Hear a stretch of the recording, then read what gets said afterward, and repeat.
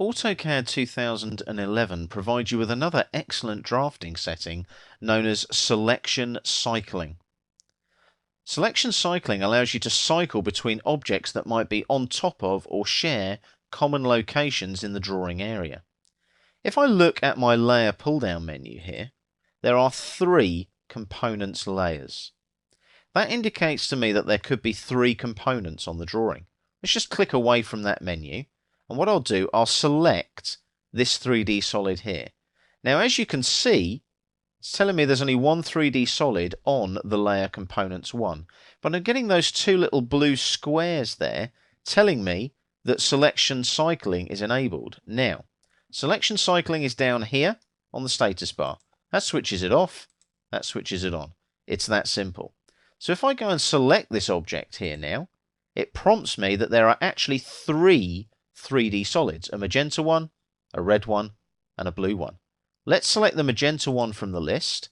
So that is now selected. I'm going to right click and I'm going to go to move. It asks for a base point. I hover over the center snap there and left click. Now, as I move away from there now on the dynamic input, I'm going to specify the second point by typing at, which is relative, and then it's minus 1000 units to the left along the x-axis, then a comma key, and then minus, no, we want positive upwards, so it's not minus. Remember your minuses and your positives. Always good to remember that positive y is upwards, so that's 500. If I press enter now, let's move that one in that direction. Now, notice I have a red solid here, but I'm still getting the selection cycling, the little blue squares. So if I click again, there's still 2 objects there. I'm going to select the red 3D solid, and again I'm going to right click and select move,